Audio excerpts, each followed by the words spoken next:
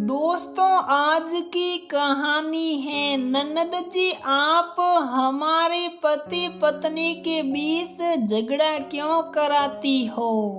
दोस्तों, कहानी शुरू करने से पहले अगर आपने हमारे चैनल को सब्सक्राइब नहीं किया है तो सब्सक्राइब कर लीजिए ताकि आपके पास पहुंचे हर नया वीडियो।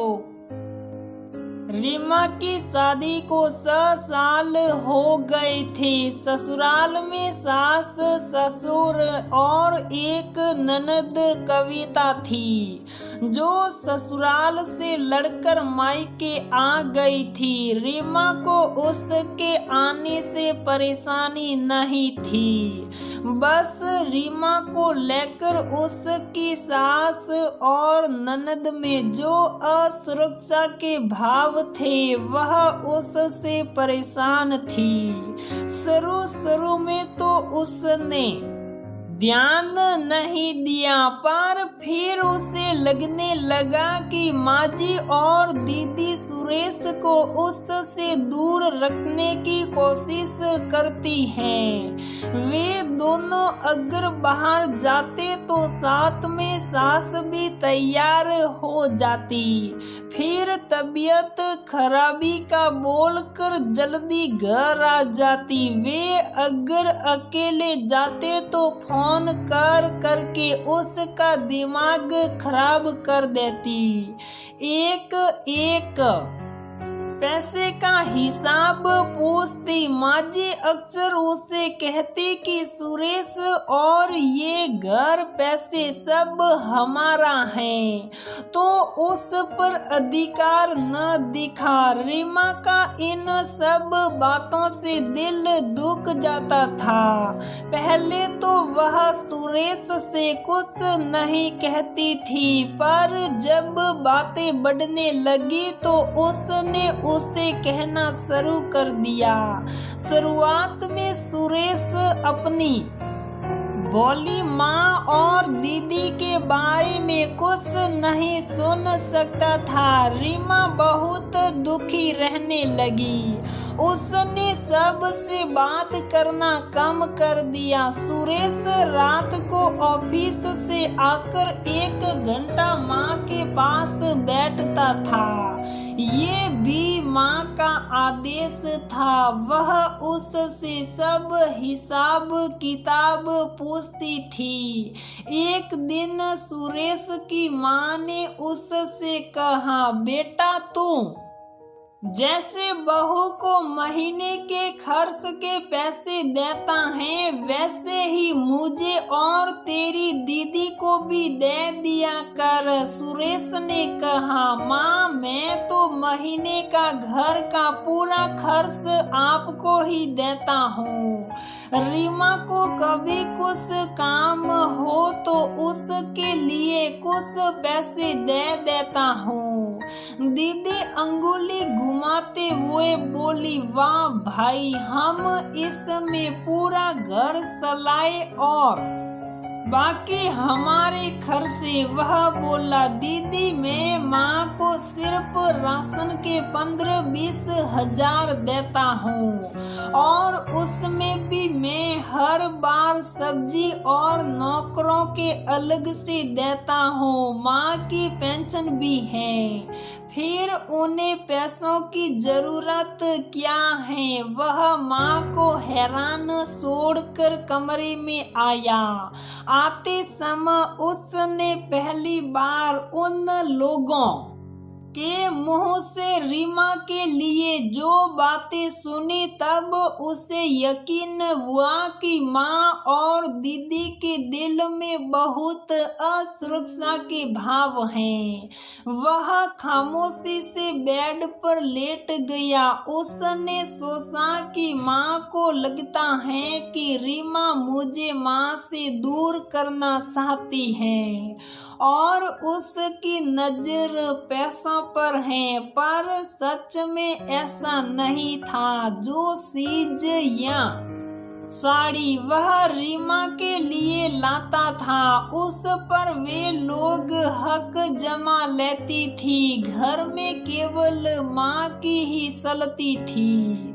जब रीमा को उसके साथ मायके के किसी फंक्शन या बाहर जाना होता था तो घर में किसी की तबीयत खराब हो जाती थी या कोई एक बहाने से वे उन्हें रोक लेते थे। अब सुरेश को समझ आने लगा कि इसलिए माँ हर समय बोलती रहती थी कि ये कंपनी, घर, गाड़ी सब उनका और पापा जी का है।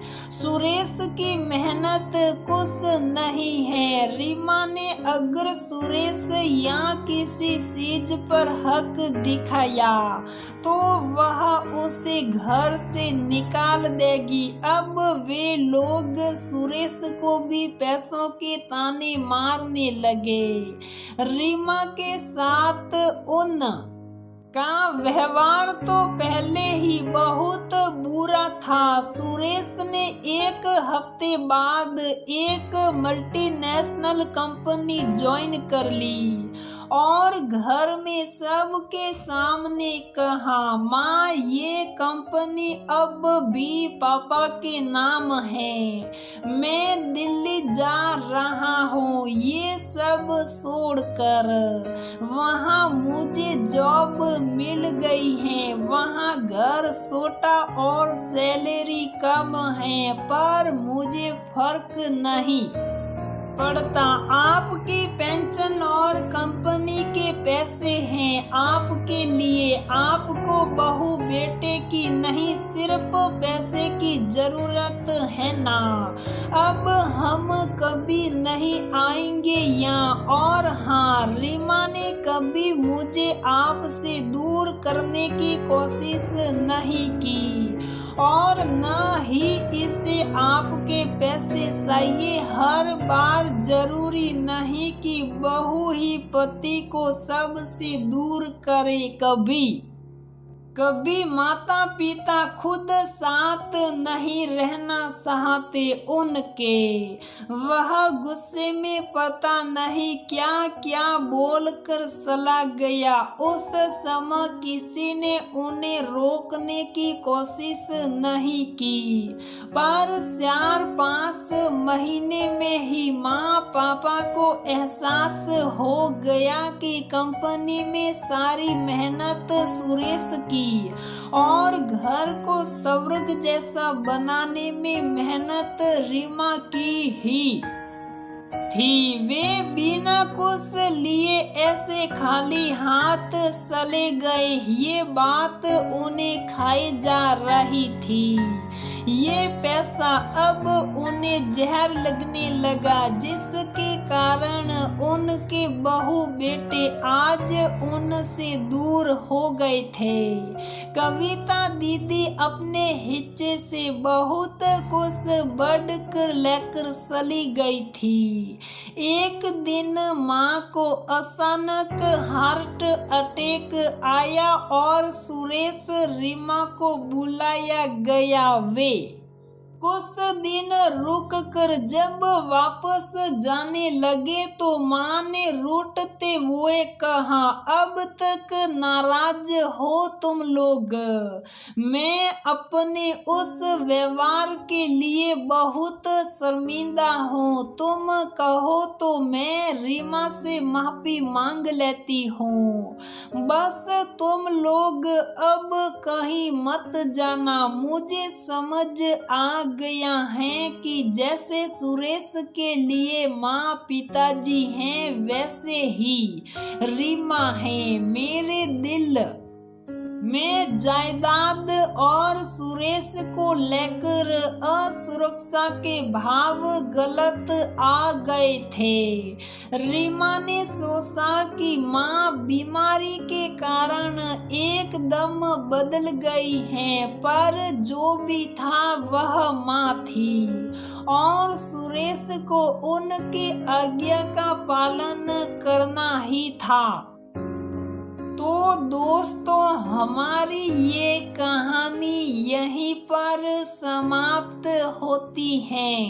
अगर आपको हमारी ये कहानी पसंद आती है तो प्लीज वीडियो को लाइक करें, शेयर करें और हमारे चैनल को सब्सक्राइब जरूर करें।